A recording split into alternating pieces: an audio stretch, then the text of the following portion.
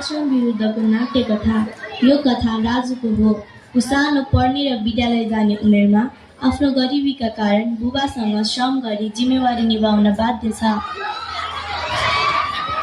पात्रहरू: राजु जो एक बाल श्रमिक हो, रिया र उसका साथीहरू जो राजुलाई स्कुल जान प्रेरणा गर्छ, बुबा जो गरिबीले मजबुर छन् र साहु।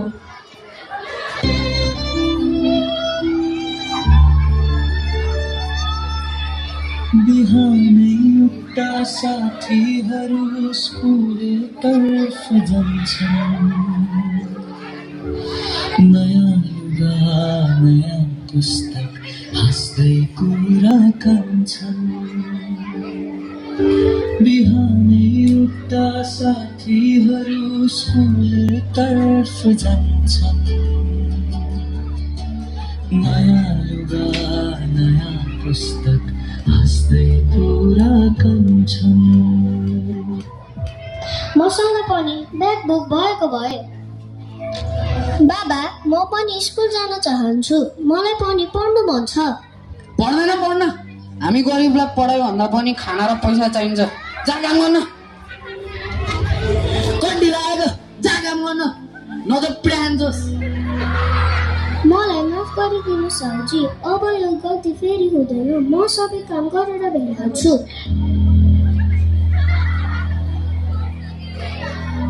तिमी कहिलेसम्म यस्तो काम गरेर बस्छौ? तिमी पनि हामीसँग स्कुल हिँड न।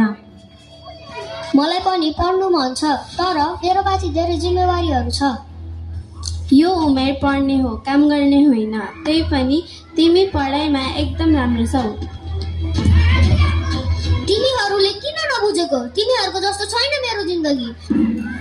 सायद मेरो भाग्य नै यस्तो रहेछ। थियो मेरो पनि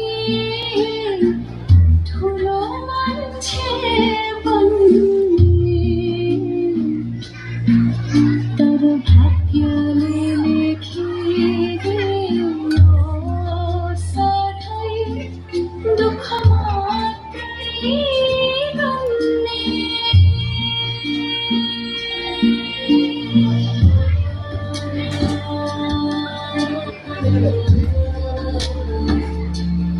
फेरि बसिस। पढाइको बारेमा सोच्नु छोडे। पढाइ भनेको धनी मान्छेको लागि मात्र हो।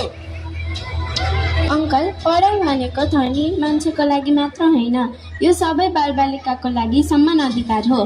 त्यही पनि गरिब तथा जहेन्दार बालबालिकाको लागि स्कलरसिपको सुविधा गरिएको छ। उसको फर्म हामीले भरिदिन्छौँ। छोड्देऊ रिया, जति गरे पनि केही हुन सक्दैन। सायद मेरो भाग्यमा पढ्ने लेख्ने छैन होला। के गल्ती थियो र मेरो, गरिबको घरमा जन्मे, पढ्न पाउने अधिकारबाट किन म टाढामा सरे। बधाई छ राजु, तिमीले स्कलरसिप पायौ। अब तिमी पनि हामीसित स्कुल जान सक्छौ। साँच्चै मलाई त विश्वास नै लागेको छैन। अबदेखि म पनि पढ्न पाउँछु? अबदेखि तिमी पनि हामीसँग स्कुल जानेछौ।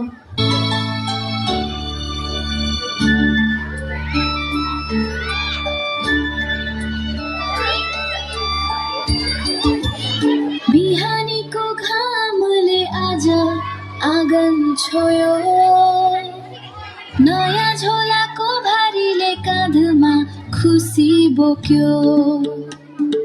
धन्यवाद हे ईश्वर, यो बाटो खोलिदिनु भयो। शिक्षाको उज्यालोमा अब मेरो सानो संसार अघि बढ्यो।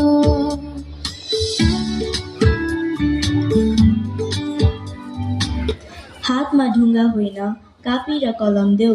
बालबालिकाको बाल्यकाल कृपया फिर्ता ल्याऊ। नबनाऊ बाल मजदुर, यो देशको भविष्य रोइरहेछ। हेर सानो काँधमा कति ठुलो भारी भइरहेछ। सबै बालबालिकाले पढ्न लेख्न पाउनुपर्छ। यो उनीहरूको अधिकार हो। धन्यवाद।